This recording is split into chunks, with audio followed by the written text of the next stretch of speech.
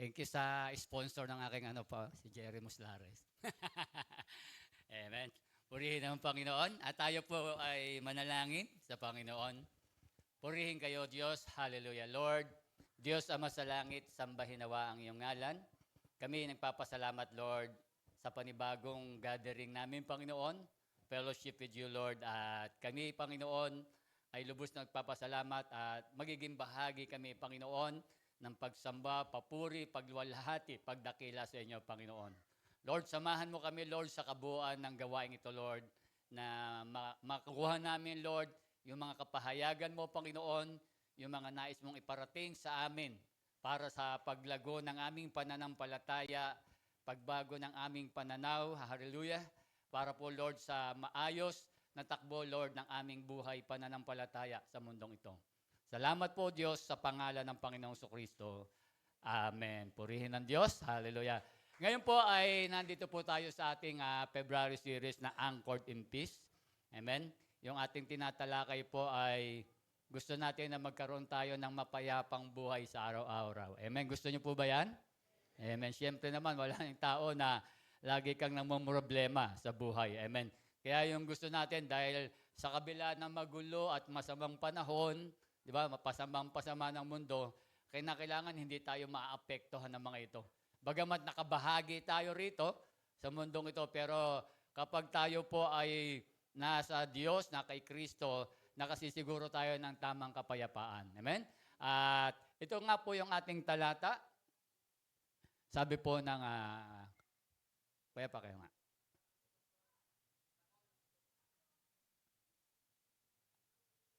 Ayan. Tama, naka-on. Okay. Sabi diyan sa John 16:33, sinabi ko ito sa inyo upang sa inyong pakikipag-isa sa akin ay magkaroon kayo ng kapayapaan.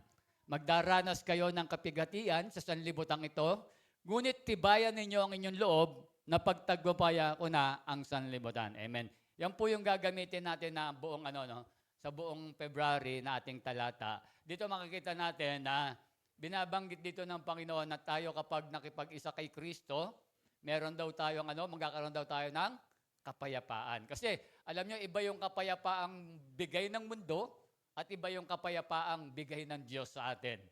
Kasi yung kapayapaang bigay ng Diyos, talagang yung peace of mind, pang walang hanggan po yan eh. Yung kapayapaan dito, pansamantala lang po yun eh. Amen? Kaya yun po, pero sabi diyan, magdaranas kayo ng kapighatian sa sanlibutan ito, ngunit tibayan niyong loob na pagtagumpayan ko na ang sanlibutan ito. Ibig sabihin talagang kahit na meron tayong kapayapaan dito, daranas pa rin tayo ng mga problema talaga. Hindi nawawala yan. Kaya nga, sabi ni Pastor Rick Warren, life is a test. Ba? Meron kang problema, meron kang pagsubok, hindi nawawala yan tuloy-tuloy. Pero ang kainaman yan, meron kang Kristo na nagbibigay ng kasagutan para magkaroon tayo ng mapayapang buhay. Amen.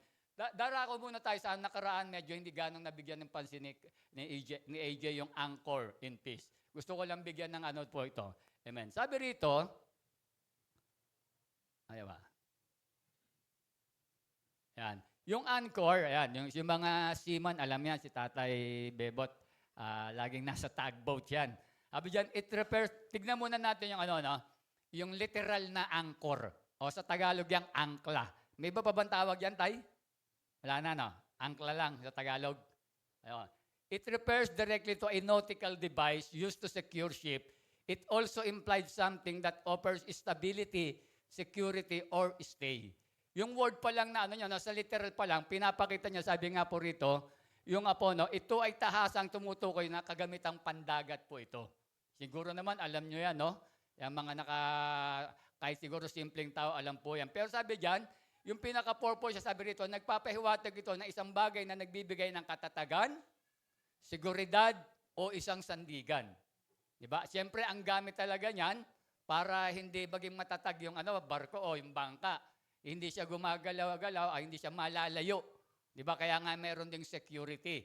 Diba? Yun daw yung yan. Siyempre, yan po yung ibig sabihin ng angkla. Ngayon, ginagamit din yan sa Biblia, pero metaphorically, patalinhaga ginagamit. Amen. Kaya ito, in biblical naman yan, sabi sa Hebrews 6:19, ang pag-atang ito ay isang matibay ito ang isang matibay at matatag na angkla ng ating buhay at ito'y umaabot hanggang sa kabila ng tabing ng templo, hanggang sa dakong kabanal-banalan. Ano po yung ibig sabihin niya? Sabi niyan, yung Hebrews 6:19, the word is used metaphorically for that which support to keep or one steadfast in the time of trial or doubt. It is a emblem of hope.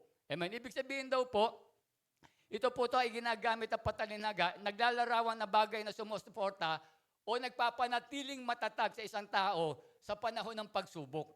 Kaya yun, nandun din yung no? Alam nyo naman, si Christ madalas madalas maggumamit ng talinhaga Kaya nandun pa rin po, di ba, yung katatagan.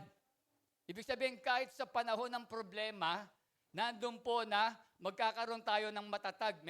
Wala tayong pag-aalinlangan. At sabi nga, symbol daw yan ng pag-asa. Pagdating doon sa Bible, pag nakabasa kayo na ginagamit yung word na angkla o anchor, simbolo daw po yan ng pag-asa.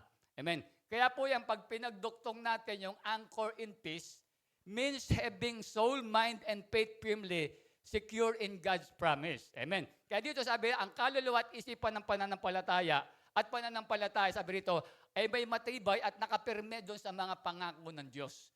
Sabi rito, na lalo na kay Jesucristo, which provide the unwavering, nagbibigay ito ng hindi matitinag na katatagan, katiyakan at kapayapaan sa kabila ng magulong buhay o bagyo ng buhay. Amen. Kaya makita natin dito, yung anchor in peace, ibig sabihin, magbibigay ito ng katatagan ng ating kapayapaan o pag-asa ng ating kapayapaan sa buhay.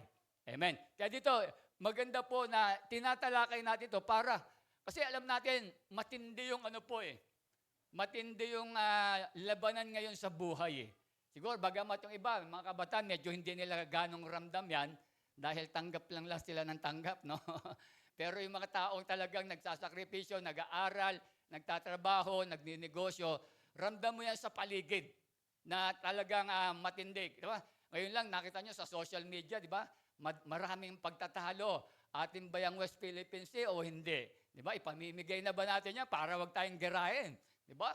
Tapos sa ibang bansa, alam natin, ganun din. Hindi pa nga natatapos yung sa flood control, ganun, di ba?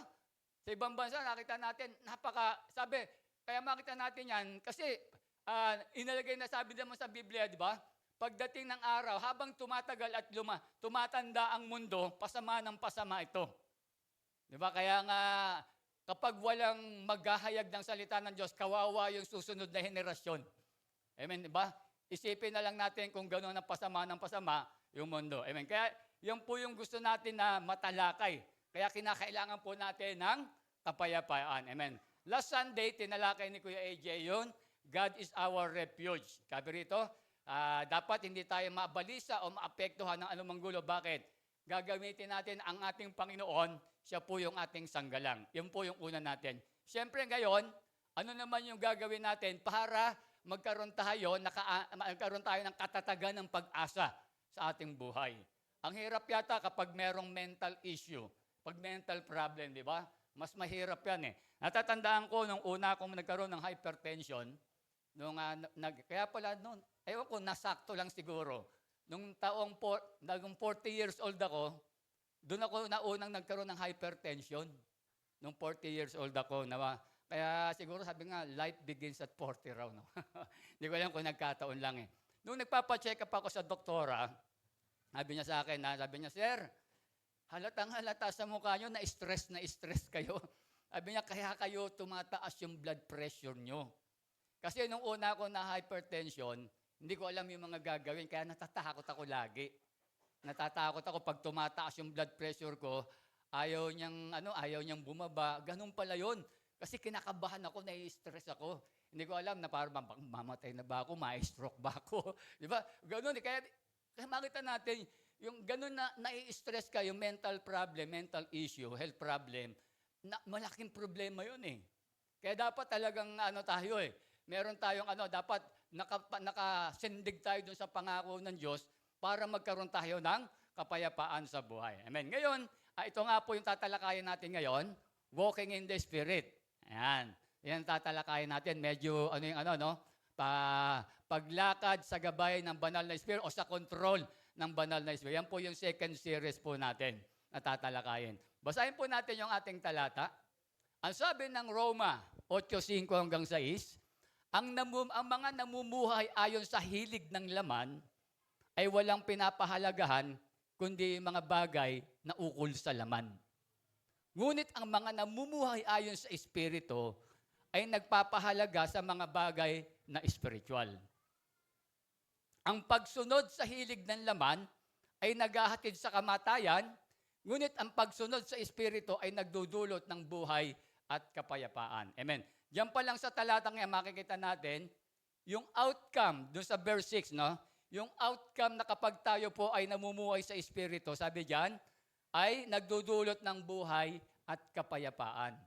Bakit makita natin? Dito pa lang sa talata natin, pinapakita kagad na, nakita nyo, magkaano yan eh. Dalawang hinati ni Paul yan sa dalawang kaisipan. Kasi isang namumuhay sa laman, isa sa Espiritu. Kasi ganun yung dalawa ng klase ng tao namumuhay eh. Pag sinabing namumuhay sa hilig ng laman, sa English yan, lust of the flesh. Kasi, ano ba lagi gusto ng laman, Francis? Ayun, masarap eh. Pareha sila ng sagot ni di ba? Gusto lagi nito masarapan eh. Body. Di ba? Gusto natin ito masarapan eh.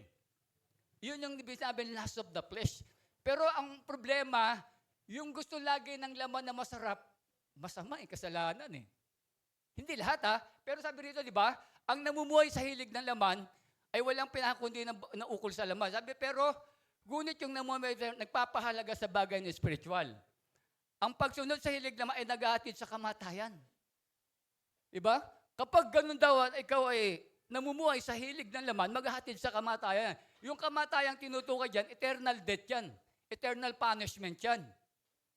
Amen? Kaya dito, pero sabi rito, nagdudulot ng kapayapaan. Yung sumusunod, namumuhay sa spiritual na bagay. Kaya nga, ang tao makita natin, dalawa lang yan eh. Either ikaw yung nasa hilig ng laman, so namumuhay, o doon sa spiritual na bagay. Amen? Dito, tignan natin yung word na kapayapaan. Kasi sabi ko nga po sa inyo, pag dinefine mo ba yung kapayapaan, no? Kapayapaan, i-define mo nga kapayapaan, in your word lang. Kuya Lester, Kuya Nekard. Tahimik. Ayan, si Ate Joy, si Malang. Kahit simpleng word, isang word lang. Kapayapaan. Magaan sa loob. Amen. Sino pa? Nanay Juna, kapayapaan. Panatag. Ayan. Tignan po natin yun alam naman natin, gumagamit lagi tayo ng Greek word. Diba? Gumagamit para makita natin yung talagang binabanggit kung ano ba yung talagang meaning ng kapayapaan. Sabi, peace in Greek word is irene. Basta sa dyan, irene o irene. Ayan. Means to join or bind together that which has been separated. Parang Kung titignan mo dyan sinabi, parang ang layo, di ba? Sa Tagalog daw yan, pag-isahin, bigkisin mo yung mga bayan, o yung nagkahiwalay, o yung nagkabukod, bibigkisin mo raw. Di ba? Pero kung titignan mo yan, yung mga binanggit nila, yung pinakatot doon nandun eh. Di ba? Yung pinakatot ng binanggit nila, di ba? Nung tatlo, nandun. Pero yung pinaka-meaning niya talaga, di ba? Pag-isahin, bigkisin yung mga bagay. Di ba? Kaya dito makikita natin, yun po yung kapayapaan. Amen? Kasi, sa Bible kasi, makita nyo po yan, pag nilagay mo sa original word, talagang malalalim talaga yan. Kaya nga, inilagay doon sa mabababaw na pananalita, para madaling maintindihan ng tao. Kasi, pag nagbasa ka ba ng Bible, gagamit ka ba ng Greek word pa? Kada word? Ba? Hindi ka nagagamit niyan eh. Ang gumagamit lang dito, yung talagang nag-i-exhort, nag-i-preach para maipaliwanag sa tao. Siyempre, pag ikaw, di ba, halimbawa, magde-devotion ka, iisa-isahin pa ba yan yung Greek word? Ano ba yung ibig sabihin nito? Baka hindi ka matapos sa yan. Kaya ginawa po ng mga nag-translate, pinababaw nila para madaling maintindihan. Pero yung thought nandun pa rin, hindi nawawala. Pero dito, para makita mo lang yung pinakaibig sabihin po nito. Amen? Sabi nga po rito, describe wholeness, harmony, and well-being granted by God. Sabi dyan, di ba? Yan daw po ay inilalarawan nito, yung kabuuan, amen, pagkakaisa at kagalingan, sabi nga po rito, na ipinagkaloob ng Diyos na nararanasan natin ng bawat mga tao. Diba? Kaya dito makikita natin kagad, ito raw ay kabuuan, pagkakaisa at kagalingan. Amen. Siyempre, kapag meron kang kapayapaan, meron kang kagalingan, meron kang pagkakaisa. Amen. At ano pa rito? Sabi pa rito, in the New Testament, it is never mere absence of conflict. Ba? Sabi nga po rito, nasa bagong tipan daw to, hindi ito lamang simple ka pa na salita na kawalan ng alitan.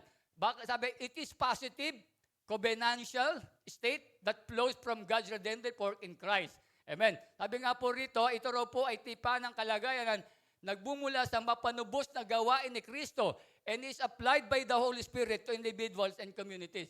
Ibig sabihin, makikita natin ito po ay pinatutupad ng banal na Espiritu. Sa madalit salita, yung ibig sabihin yung peace, nanggagaling ito, di ba? Dahil doon sa kalagayan natin, dahil nung tinubos tayo ni Kristo, at ito po ay ipinatutupad ng banal na Espiritu to sa atin pong lahat. Diba? Ang nagpaparamdam sa atin dito, yung Holy Spirit. Kaya ngayon tatalakayan natin, di ba? Ayan, walking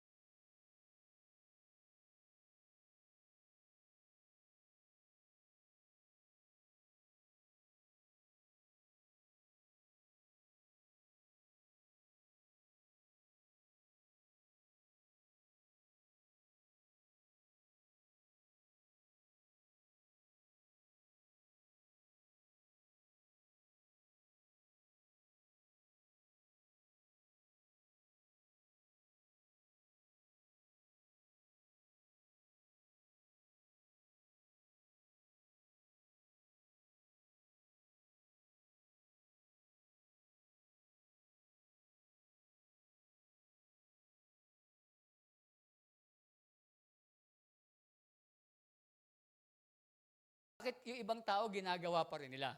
Ang sabi rito, di ba? Romans 8:3, ginawa ng Diyos hindi kayang gawin ng kautusan dahil sa kahinaan ng tao. Isinugo niya yung kanyang sariling anak sa anyo ng taong makasalanan upang pawiin ang kasalanan. Sa gayon, hinatulan na niya ang kasalanang umaalipin sa tao. Before sa lumang tipan, kapag ang tao nagkasala, ang ginagawa po ng saserdote o yung mga pare, halimbawa, si Tatay Jess nakagawa ng kasalanan. Sasabihin sa kanya ng saserdote, Tatay, magdala ka ng 3 bato-bato na yung bato-bato, hindi po yung shabu, yung ibon na bato-bato. Ayan, magdala ka nun at ayan, badalin niya yan doon, tapos gigilitan niya yung ibon, tapos patutuluin yung dugo. Tapos yun, mapapatawad nun. Yung taba nun, aanuhin niyo ng Panginoon, ng saserdote, merong usok yun, tatanggapin, pinatawad na siya nun. Ba, ganun doon. Tapos, alimbawa, nagkasala si Kuya Nekart, di ba? Tingin ka rito, Nekart. Yan. Nagkasala si Nekart, di ba? Nang babae si Nekart, di ba? Nang babae, nahuli. Di ba? Sabi niya, Nekart, magdala ka ng malaki kasalanan ng babae. Magdala ka ng tupa. Magdadala si Nekart ng tupa. Tapos ngayon, papatayin ulit yun. Tutuluin ulit yung dugo sa dambana. Noong araw, ganun. Pero ngayon, yung victory accomplished by God, ngayon si Kristo na lang po. Paulit-ulit na ginagawa yan. Kaya sabi rito, ginawa ng Diyos hindi kayang gawin ng kautusan dahil sa kanya. Isinugo niya yung kanyang sariling anak sa anyo ng taong makasalanan upang pawiin yung kasalanan. Sa gayon, hinatulan na niya yung kasalanang umaalipin sa tao. Si Kristo isinugo ng Diyos. Isa na lang, kaya nga ang tawag kay Christ, ano po? Kordero ng Diyos, di ba?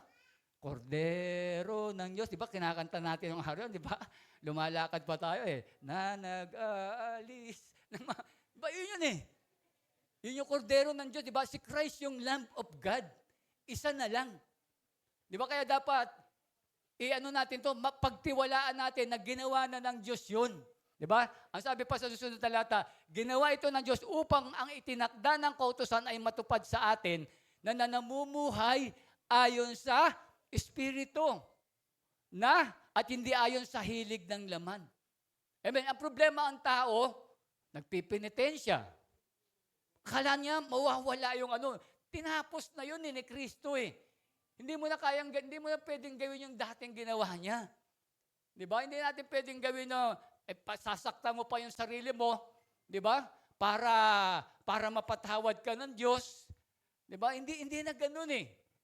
Tinapos na ng Diyos yung kaya ngayon panghawakan natin yung mga bagay noon. Wala na tayong dapat gawin. Ang tunay na penitensya, ang tunay na debosyon, yung magsimba ka linggo-linggo, di ba? Sumunod ka kay Kristo, yan ang mas mahirap. Di ba?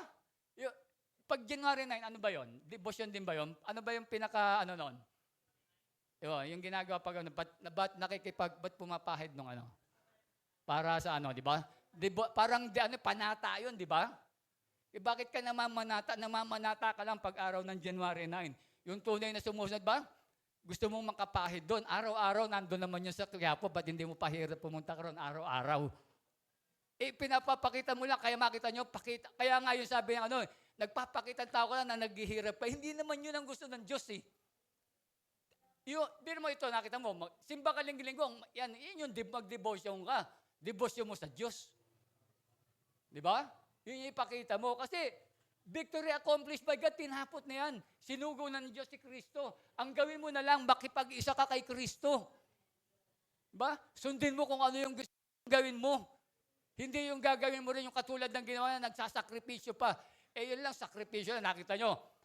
Pagsimba lang natin ng linggo, hirap na hirap tayo. Di ba? Nakita po natin, di ba? In reality, di ba? Talagang pagsimba lang talagang hirap na hirap tayo. Kaya makita natin, yun magawa mo lang yun. Malaking panata at debosyon mo na sa Diyos yun eh. Yung mga bagay na yun. Amen? Kaya po, palakpakan po natin ang Panginoon. Amen. Yan po yung sinasabi natin na kapag yan po ay pinagtitiwalaan mo, ikaw po ay lumalakad sa kontrol at gabay ng banal na Espiritu. At pag ginagawa mo yan, ka magkaroon ng kapayapaan sa buhay. Amen. Pangalawa, walk in the Spirit by saying no to fleshly life. Diba? Ibig sabihin, dapat Hindi tayo, di ba? Pag tungkol sa mga hilig na laman na pamumuhay, na mga gawi, dapat no na tayo dyan. Non-negotiable yan. Ang sabi po ng talata, yung ginamit natin kanina, ang namumuhay ayon sa hilig ng laman ay walang pinapahalagaan, kundi yung mga bagay na ukol sa laman. Ngunit ang mga namumuhay ayon sa Espiritu ay nagpapahalaga sa mga bagay na espiritual. Ang pagsunod sa hilig ng laman ay naghahatid sa kamatayan, kaya dapat no to fleshly life. Kasi kamatayan yung bunga niyan eh. Di ba? Ngunit ang pagsunod sa Espiritu ay nagdudulot ng buhay at kapayapaan. Amen. Kaya dito makikita natin, nakita nyo po, diyan sa binasa natin sa verse 5, sabi ko nga po sa inyo, dalawa yung kaisipan na binigay diyan ni Pablo. Diba? Makita natin dito mga kapatid, sa talatang yan, ipinakikita yung magkaibang kaisipan. Yung namumuhay sa hilig ng laman at namumuhay sa Espiritu. Yung namumuhay sa hilig ng laman, ibig sabihin po niyan, yung merong makasalanang kalikasan sa iyong katawan. Di ba? Ano pa ibig sabihin niyan? Ibig sabihin niyan, yung hiwalay at hindi ka nagpapasakop sa Diyos. Ganun po yung merong, yung kalikas ng kasalanan nasa iyo. Kasi alam naman natin, di ba? Sabi nga natin, pag lust of the flesh, masarap yan eh. Di ba? Tumuman, di ba? Masarap. Nasasarapan yung katawan eh. Mag-take ka ng drugs, di ba? High na high ka eh. Nasasarapan. Magdalawang asawa ka ba? Masarap, dalawa eh. Di ba? Dalawa, iba, tatlo pa nga. Mas masarap yun, di ba? Bakit? Lust of the flesh, sexy. Magnakaw ka, ba? Masarap. Maraming pera. Di ba? Lust of the flesh eh. Yun yung hilig na laman. Pero kamatayan ng dulo diyan. Kaya dapat no dyan. Tignan niyo po, alam niyo po, last week, hindi lang, nag-viral po yung pinatay na pulis at yung anak niya. Tandaan niyo po yon. Amen. Alam niyo po ba yun, di ba? Yung iba, puro Korea pinanonood, kaya hindi alam eh. Di ba? Alam niyo po, yung istorya po kasi niyan, sinundan namin mag-asawa. Sabi, ano ba yung motibo, bakit pinatay yun? Ngayon, pinaliwanag ng pulis na yung babae pala na pumatay, tsaka yung asawa, yung babae, yung nagtitinda ng sasakyan, agent. Yung lalaki, dating pulis. Yung pinatay na babae, tsaka yung pinatay na babae, inaanak niya sa kasal pala yun. Di ba? Itong babae, itong pinatay, huwalay na dun sa sa asawa niya. Pulis din po yung asawa. Puro pulis eh, di ba? And then, ginawa nitong babae, yung napatay, ang sabi niya po kasi, gusto niyang bilhin, yung nakita niyong pinost na Montero. Gusto niyang bilhin yun. Ginawa niya po, nag-down siya ng 500,000. Tapos, nung nag-down siya ng 500,000, kwento po ito ng pulis, hindi po ito chismis. Unless na chismoso yung pulis. Di ba? And then, sabi po, pagkatapos ng 500,000, binenta niya yung sasakyan niya. Meron pa siya second na sasakyan ng 400,000.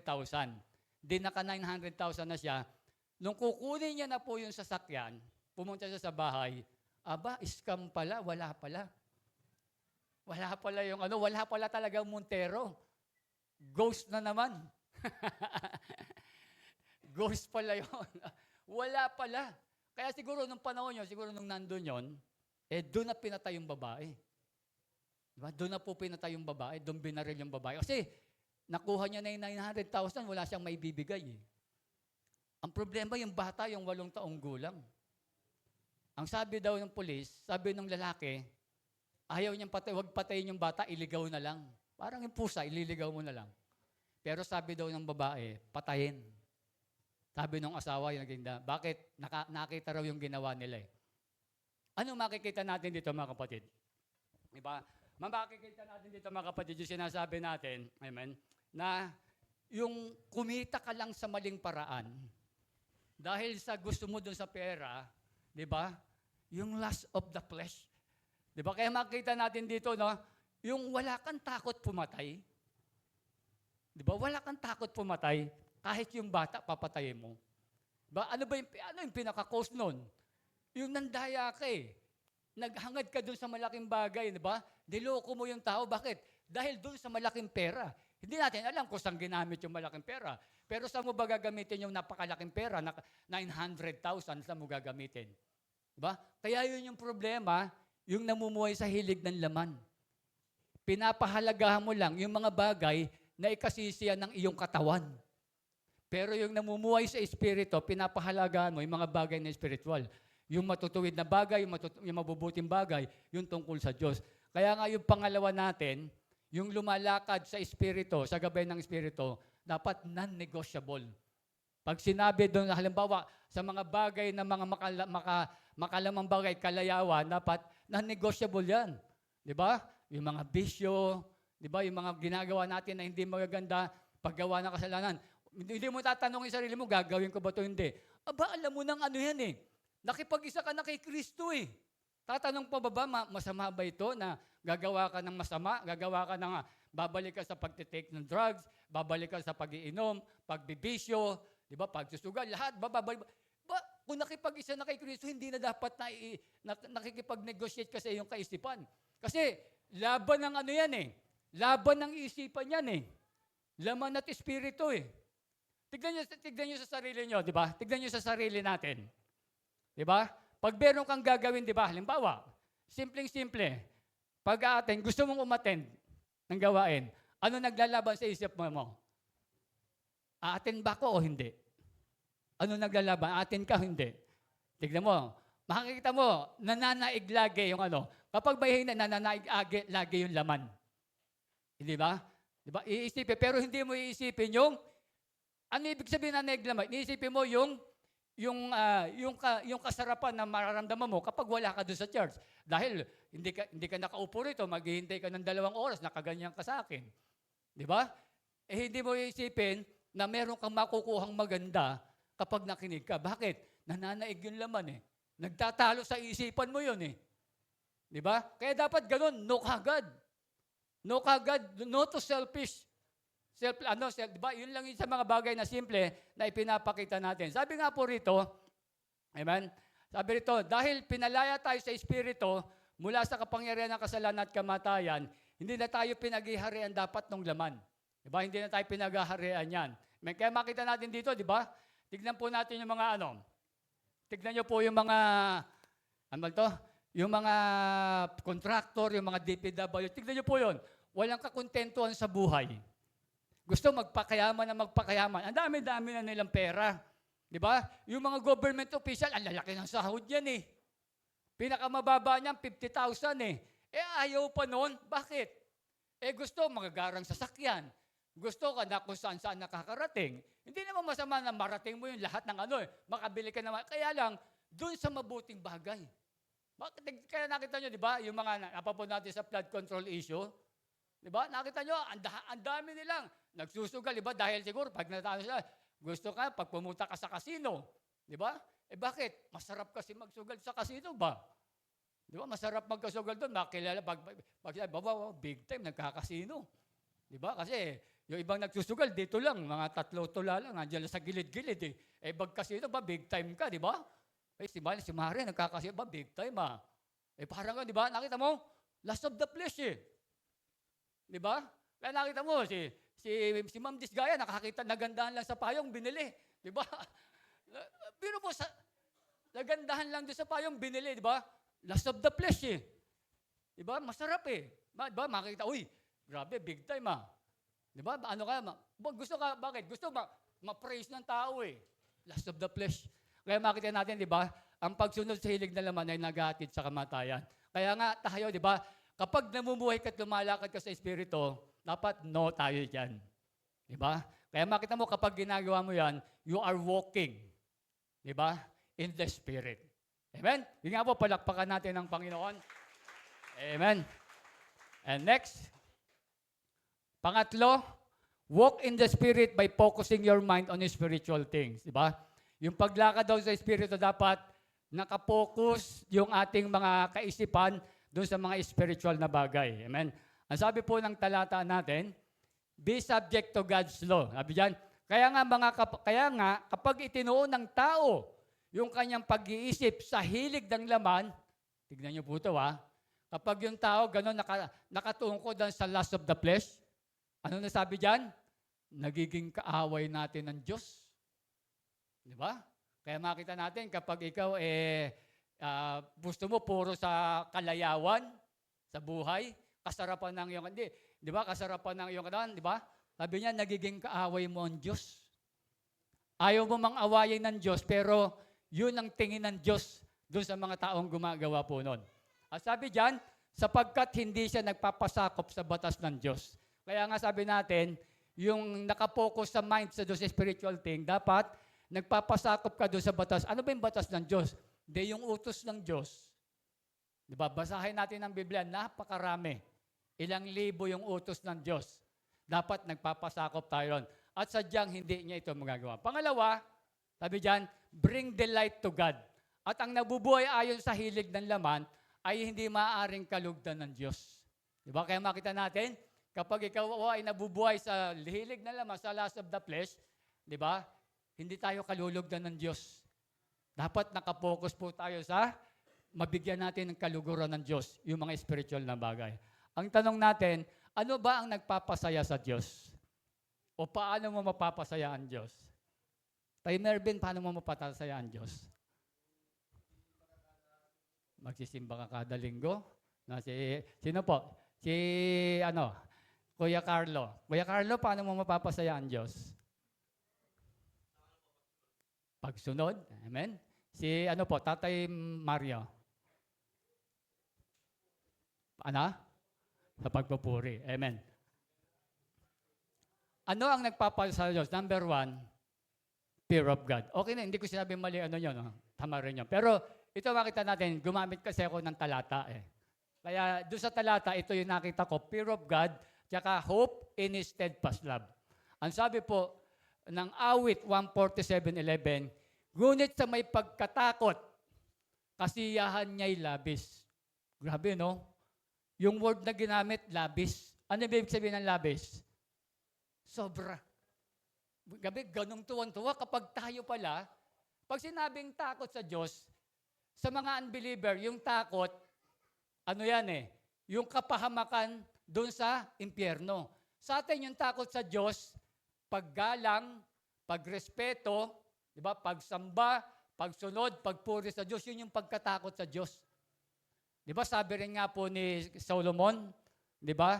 Ang pinakakatungkulan ng tao sa mundong ito, matakot sa Diyos at sundin ang kanyang mga utos.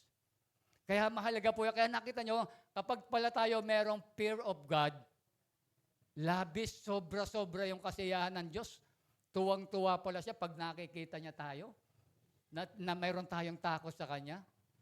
Hindi man natin siya nakikita physical dahil espiritu siya, pero doon sa Kanyang salita, binabanggit niya, doon natin napapasaya ang Diyos. Kasi minsan tanong natin yan, paano ba natin mapapasaya ang Diyos? Ganun lang pala pag meron takot sa Kanya at may tiwala tayo sa matatag niyang pag-ibig. Amen? May natutunan po ba tayo? Amen. Last, walk by the Spirit, remembering that the Holy Spirit dwells in you. Diba?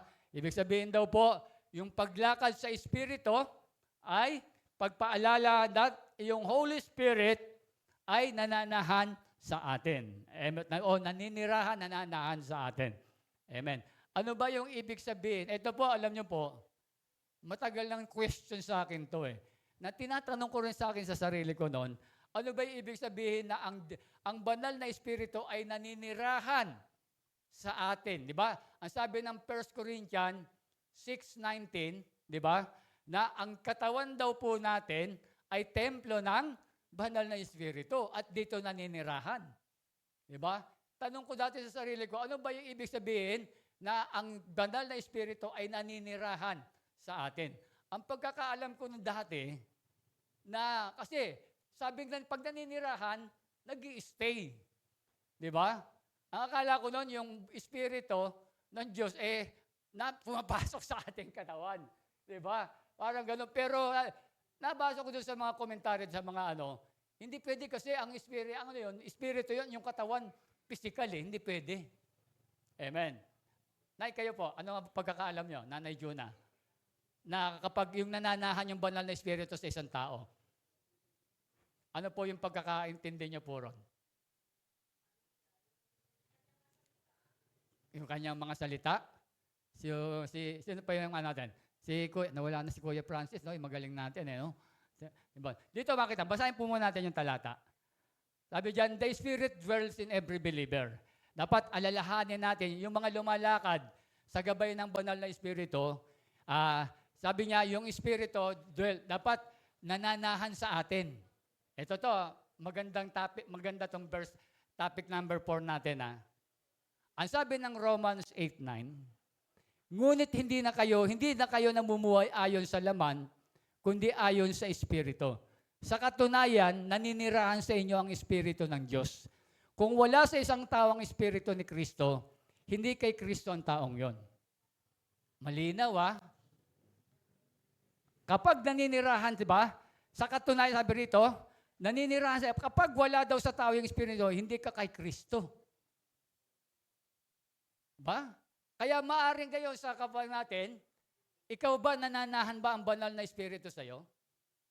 Dahil kung hindi pala, hindi ka kay Kristo. Paano ba napapanahanan ng banal na Espiritu yung tao? Mula nang tinanggap natin si Kristo, tandaan niyo po yan, tinanggap niyo na ba si Kristo bilang Panginoon tagapagligtas sa inyong buhay? Kung tinanggap niyo yun, dapat naninirahan na yung banal na Espiritu sa inyo. At dapat merong transformation of life. Merong pagbabago. Kasi, hindi pwede kasi tayo, nung Catholic po tayo kasi, pag Catholic ka, pag pinanganak na Katoliko ka, nanay mo Katoliko, tatay mo Katoliko, automatic, Katoliko ka. Pag born again din, ganun din. Di ba? Katulad daw, di ba, born again yung nanay, tatay, pinanganak yung anak, born again na rin kasi nakisimba na sa church eh. Pero hindi po ganun kahagad yun. Kasi bakit? Katulad ng aking mga anak, di ba? Nung pinanganak sila, hindi kagad automatic born again sila, hindi kagad nila tinanggap si Kristo. Bakit? Hindi pa nila alam eh. Nung sila yung nagkaisip na, doon pa lang nila tinanggap. Maaring nung high school o nung papasok nila nga, doon pa lang nila tinanggap si Kristo. Mahalaga kasi na tinatanggap si Kristo. Bakit? Di ba? Mula sa po, dapat ulitin natin from the heart yung totoo. Kasi ang sabi ng John 7:38-39, ang sumasampalataya sa akin, ayon sa sinasabi ng kasulatan, mula sa kanyang puso ay dadaloy ang tubig na nagbibigay buhay. Talinhaga na naman, nagsasalita si Christ. Di ba? Dito na inis yung mga sa kanya, yung mga Pariseo eh. Dito maraming nag-backslide na mga tumiwalag na ibang mga member ni ng mga disciples ni Christ eh. Kasi malalim yung binanggit ni Christ dito eh. Sabi niya doon sa 39, ang tinutukoy niya yung espiritong tatanggapin ng mga sumasampalataya sa Kanya. Kaya makita natin, di ba?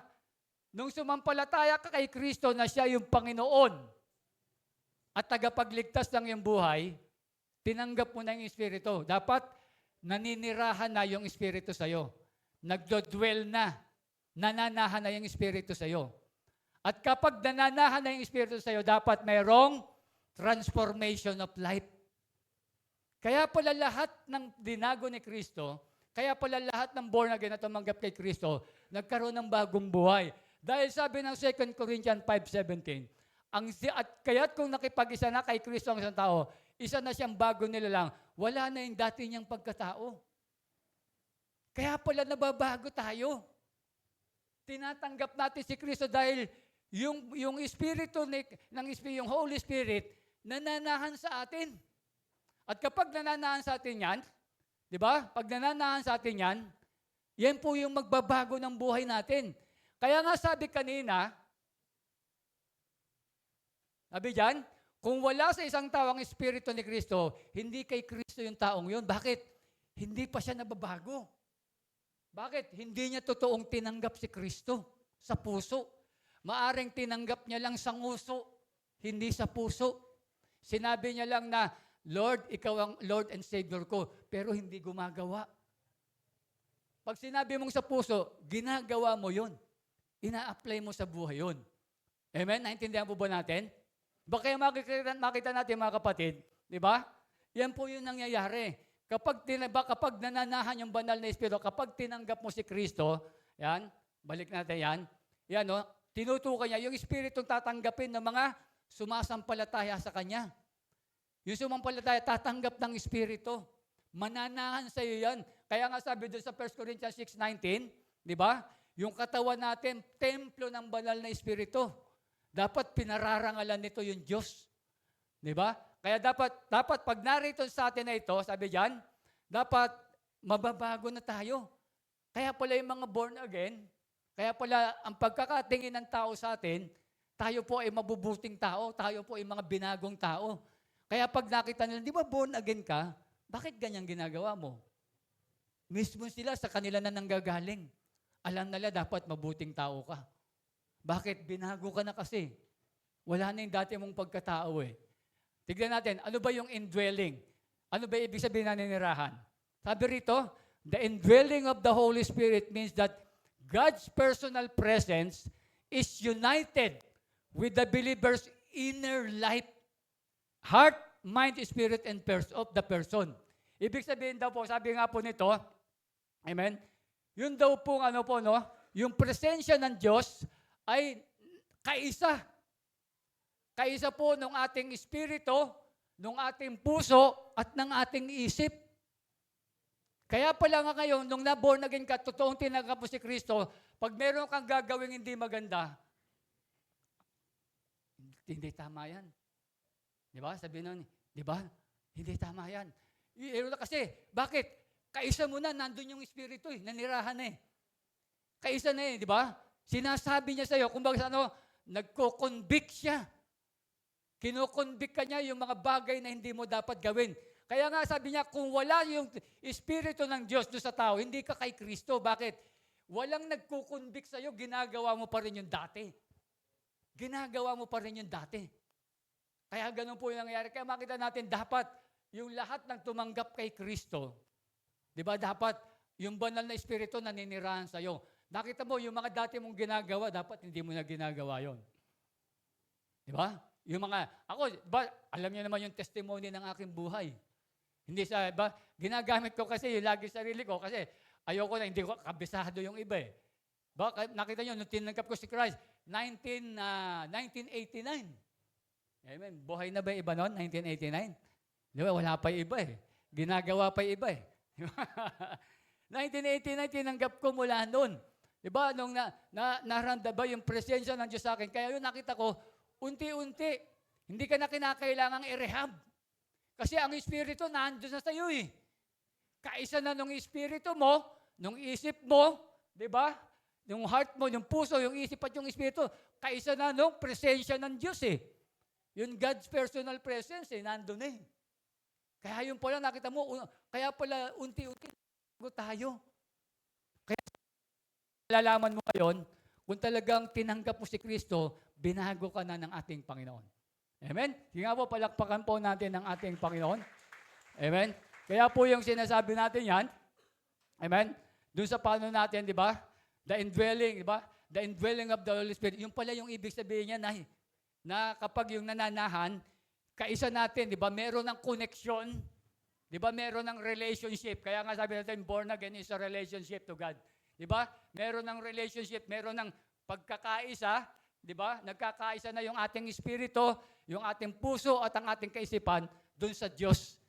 Di ba? Kaya makikita natin, yun yung bagay na nagkakaroon ng transformation ng life, yung tao. Amen? Kaya po yung una, di ba, na sinasabi natin, doon sa pang-apat po natin na live by the way, remembering, alalahanin natin na yung banal na espiritu ay naninirahan sa atin.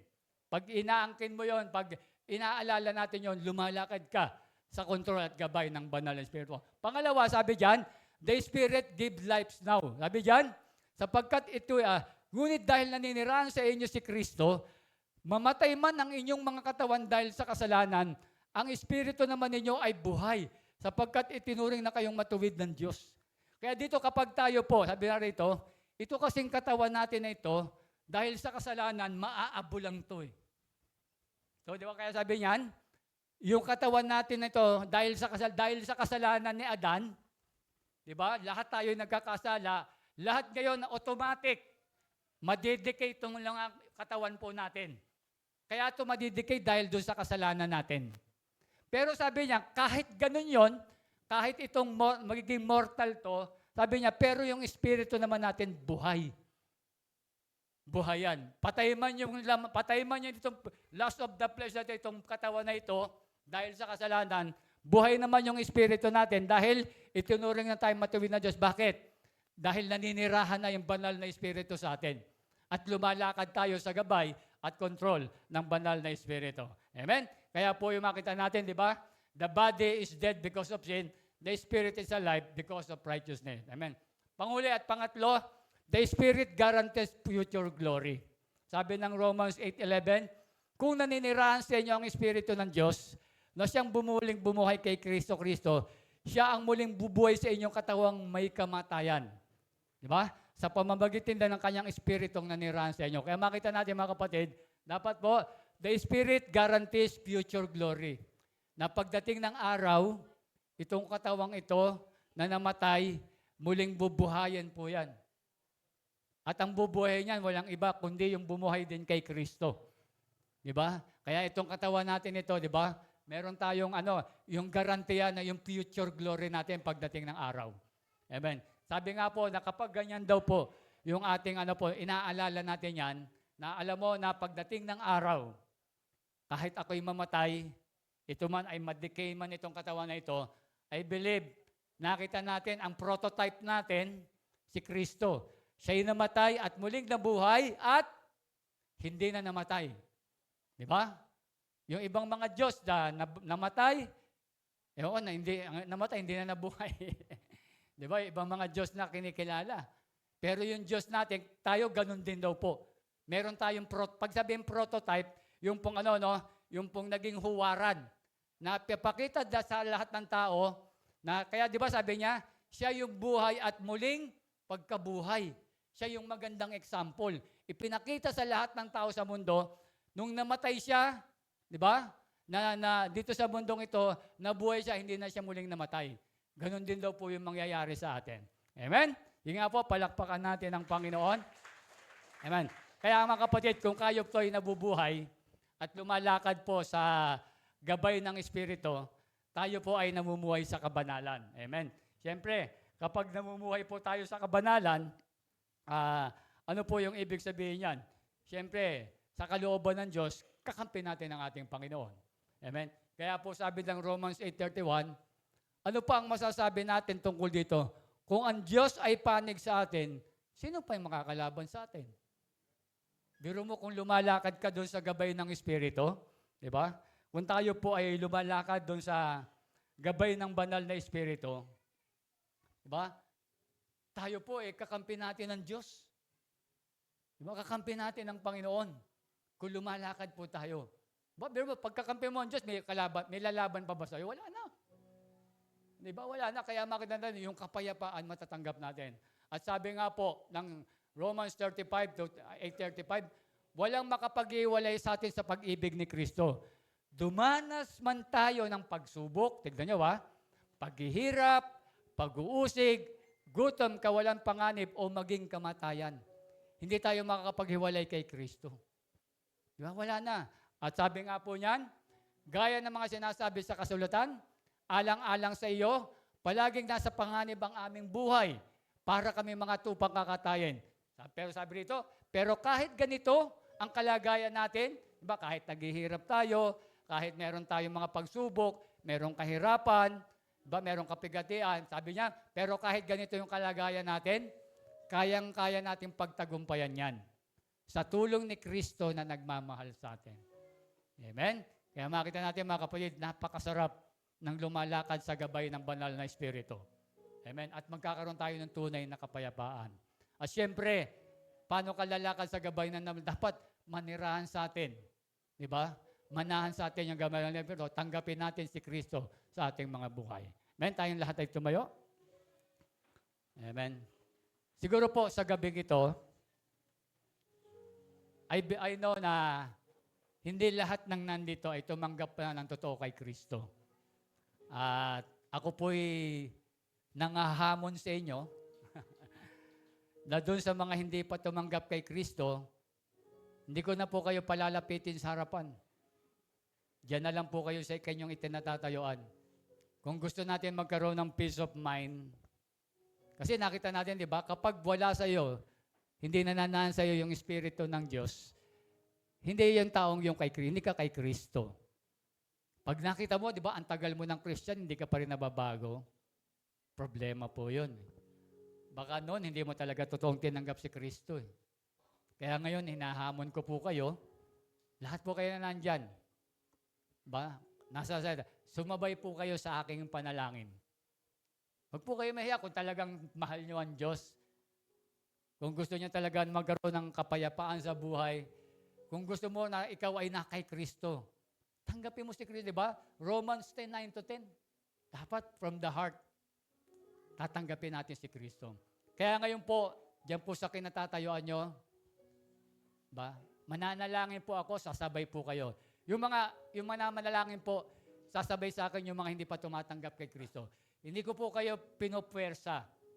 Ang hirap po kasi ng gusto ko mag-voluntary kayo. Yung mula sa puso, natatanggapin nyo. Pag ayaw nyo, wala pong problema yon. Wala pong problema. Ako lang, ini-encourage ko lang kayo para sa atin kasi hindi porket na lagi tayo nandito, hindi mo pala tinatanggap pa si Kristo. Kinakailangan makita ni Christ na talagang handa mo ba akong tanggapin? Nanampalataya ka ba talaga sa akin? Kinakailangan manggagaling sa ating mga labi at mula sa puso mo na totoo yung pagtanggap natin kay Kristo. Amen? Sige po, lahat nandyan ha. Mananalangin po ako ha. Yun lang po muna yun lang po muna na gustong tanggapin si Kristo bilang Panginoon tagapagligtas ng kanyang buhay. Sige po. Sumunod po kayo sa panalangin. Sambitin niyo po sa mga labi, wag sa isip. Baka mamaya, gumaganong-ganon lang kayo, wala rin. Hindi rin. Di ba? Hindi pa rin totoo eh. Dapat maririnig, di ba? Makikita naman ng Diyos kung talagang totoo eh. Sige po, pananalangin na po ako, sabay po tayo. Panginoong Yesus, inaamin ko po na ako po'y at kailangan ko ang iyong kapatawaran. Naniniwala po ako na kayo ay namatay sa krus para sa aking kasalanan at muling nabuhay. Kahanda po akong tumalikod sa aking mga kasalanan. Inaanyayahan po kita, Panginoong Hesus, na pumasok sa aking puso at buhay bilang aking sariling tagapagligtas at Panginoon. Mula ngayon, tulungan niyo po akong sumunod sa inyo at mamuhay ayon sa inyong kalooban. Salamat po sa inyong walang hanggang pag-ibig at kaligtasan. Sa pangalan ni Jesus, Amen. Ako na lang po ay manalangin. Diyos Ama sa langit, sabi niyo nga po, nababasa niyo po yung puso ng bawat tao. Sa gabing ito, Ama, doon sa mga tao na tinanggap po, O Diyos, ang iyong bugtong na anak na si Kristo bilang Panginoon at tagapagligtas ng kanilang buhay at nanampalataya po sila na kayo po ay namatay at muling nabuhay. Tulungan mo nga po, Lord, ang mga anak mong ito, ang mga taong ito, Panginoon. Samahan mo sila, Lord, sa journey ng kanilang new life for Christ, Panginoon. Tunay nga, Panginoon, you are omnipresent God, Panginoon. Lord, hindi ko po sila masusubaybayan kung saan sila, gayon din yung kanilang mga light group. Pero kayo po, Lord, na nasa lahat ng dako, samahan mo po sila, Lord.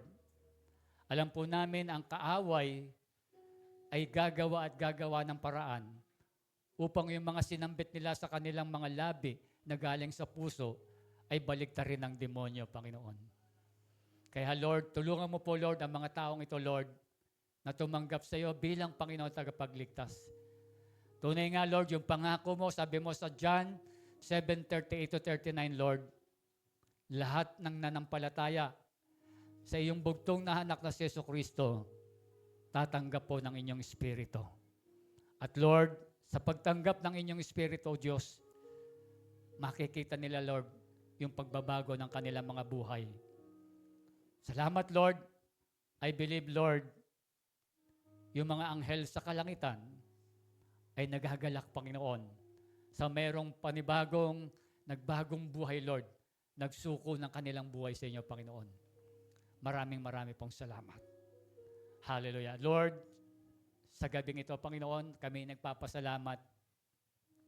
Itinuro mo sa amin, Lord, kung paano kami magkakaroon ng kapayapaang nagmumula sa inyo, Panginoon. Lord, dama namin, Lord, sa buhay ngayon, Lord, sa pasama ng mundo, sa hirap, Panginoon, ng buhay, Panginoon. Baka dumanas kami, Panginoon, ng mga mental problem, anxiety, stress, or depression, Panginoon. Pero dahil, Lord, naninirahan po kayo sa aming mga puso, ang sabi nyo nga po, Lord, yung namumuhay ayon sa Espiritu, merong buhay at kapayapaan. Maraming salamat, Lord. Kiniklaim namin, Lord, lahat ng mga pangako mong yan, Panginoon. Nabibigyan mo kami, Lord, ng peace of mind, Panginoon. Bibigyan mo kami ng kapayapaan, Panginoon. Maraming salamat sa iyong pag-ibig, sa iyong walang hanggang kabutihan sa aming mga buhay. Purihin kayo, Diyos. At Lord, humihingi kami ng gabay ng iyong bendisyon, Panginoon, sa panibagong linggo na tatahakin namin, Panginoon. Simula bukas, Lord, sa panibago hanggang Sabado, Panginoon, ng aming mga buhay, Lord. Humihingi kami ng gabay niyo, Panginoon. Ingatan mo kaming lahat, Panginoon. Gabayan mo kaming lahat, Panginoon. Pagtagumpayin mo nga, Lord, yung mga gagawin namin, Panginoon. Lord, bigyan mo kami ng mga kapahayagan na mga yung decision making namin, Lord, na gagawin ay pawang kalooban nyo. Ilayo mo kami sa kapahamakan, Panginoon. Paggalingin mo, Lord, yung may mga karamdaman sa amin, Panginoon. Lord, yung mga may nangangailangan ng mga prayer request nila, Lord, ay iunawahan, Lord, na matugong, Panginoon. Hallelujah, Lord. Maraming pong salamat, O Diyos. Ang biyaya po ng aming Panginoong Kristo at ang pag-ibig ng Diyos Ama at ang pakipagpisa ng banal na Espiritu ay sumainyong lahat. Lahat tayo magsabi ng Amen. Purihin ng Diyos. Magandang gabi po sa inyo lahat.